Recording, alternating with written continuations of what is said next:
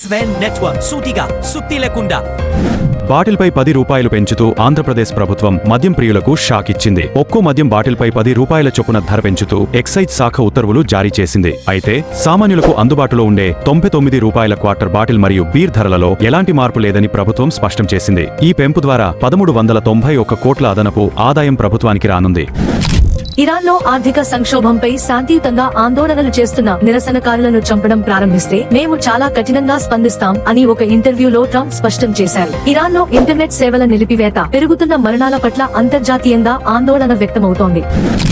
గుంటూరు జిల్లా నల్లచెరువు వేదికగా magnum wings సంస్థ రూపొందించిన 2 సీట్ల ఎయిర్ టాక్సీ ప్రోటోటైప్ పరీక్షలు విజయవంతమయ్యాయి. ఈ ఎయిర్ టాక్సీ గంటకు 100 కిలోమీటర్ల వేగంతో 1000 అడుగుల ఎత్తులో ప్రయాణించగలదు. ఏపీ ప్రభుత్వం అనంతపురంలో దేశంలోనే అతిపెద్ద స్కై ఫ్యాక్టరీ ఏర్పాటుకు ఒప్పందం కుదుర్చుకోగా భవిష్యత్తులో నగరాల్లో ట్రాఫిక్ కష్టాలకు ఈ ఎయిర్ టాక్సీలతో చెక్ పెట్టవచ్చు. సాధారణ టాక్సీ ఛార్జీలతోనే ఆకాశంలో విహరించేలా ఈ సేవలను అందుబాటులోకి తేవడమే లక్ష్యమని సంస్థ ప్రతినిధులు తెలిపారు.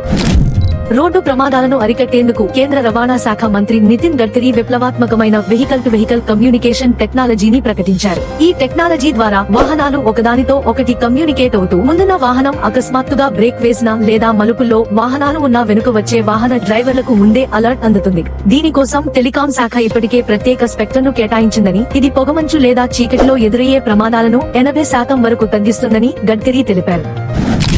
వైద్యుల పర్యవేక్షణలో అబార్షన్ చేయించుకోవడానికి భర్త లేదా కుటుంబ సభ్యుల అనుమతి తప్పనిసరి కాదని ఢిల్లీ హైకోర్టు స్పష్టం చేసింది. మెడికల్ టర్మినేషన్ ఆఫ్ ప్రెగ్నెన్సీ చట్టం ప్రకారం గర్భస్రావం అనేది పూర్తిగా మహిళ వ్యక్తిగత స్వేచ్ఛ, శారీరక స్థితికి సంబంధించిన అంశమని జస్టిస్ నీనా బన్సల్ కృష్ణ ధర్మాసనం వెల్లడించింది. భర్త అనుమతి తీసుకోలేదనే కారణంతో భార్యపై క్రిమినల్ కేసులు పెట్టడం చెల్లదని కోర్టు ఈ సందర్భంగా స్పష్టం చేసింది.